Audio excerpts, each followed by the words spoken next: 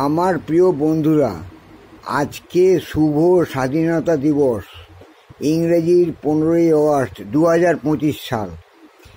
এই স্বাধীনতার পিছনে আমাদের গৌরব লুকিয়ে আছে অনেক অনেক। ভারতীয় স্বাধীনতার লাভের পেছনে যে কত কাহিনী, কত সত্য কথা, কত অসত্য কথা, কত বীভৎস ঘটনা লুকিয়ে আছে যা তোমরা জানো না। এই স্বাধীনতা সংগ্রামের সবচেয়ে বড় মহাগুরু, প্রাণ পুরুষ নেতাজি সুভাষচন্দ্র বসুকে আমি স্যালুট জানাই। তিনি হচ্ছেন ভারতবর্ষের প্রথম স্বাধীনতা সংগ্রামী, যিনি ভারতবর্ষের প্রথম দেশ আন্দামান নিকোবর দ্বীপপুঞ্জকে স্বাধীনতা অর্জন করিয়েছিলেন আজাদ হিন্দ ফৌজের দ্বারা। আমি একটা ঘটনা বলছি। নেতাজি সুভাষচন্দ্র বসু ছিল আমাদের ভারতবর্ষের প্রাণ পুরুষ। সারা পৃথিবীতে তার মতো ব্যক্তিত্ব, তার মতো সাহসী, তার মতো বুদ্ধিমান, তার মতো সমাজসেবী, তার মতো দেশভক্ত আর কেউ হবে না, কোনোদিনই হবে না। এখন যারা জন্মাচ্ছে তারা দেখা যায় 99% দেশভক্ত দূরের কথা, ও দেশের রক্ত খাচ্ছে। এই হচ্ছে আমাদের স্বাধীনতা সংগ্রামের আসল ইতিহাস।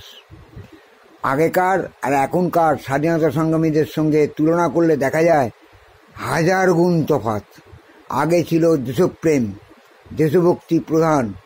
এখন হয়েছে দেশকে যত ক্ষতি করা যায়, দেশের যত সম্পত্তি লুট করা যায়, দেশের যত অর্থ নিজের আন্ডারে করে নেওয়া যায়, সেই প্রচেষ্টা। আর নেতাজি সুভাষচন্দ্র বসু অন্তর্ধান রহস্য যে কত রহস্যের, সেটা যদি কোনোদিনও প্রকাশ হয় তাহলে পৃথিবীতে বিশ্বযুদ্ধ বাঁধতে 10 সেকেন্ডও দেরি হবে না। এটা হচ্ছে বাস্তব সত্যি কথা, যার জন্য আজও পর্যন্ত নেতাজি সুভাষচন্দ্র বসুর অন্তর্ধান রহস্য প্রকাশ করতে পারেনি সেন্ট্রাল। পুরো চেপে গেছে। না চেপে গেলে তো পুরো সেন্ট্রালের ক্ষতি।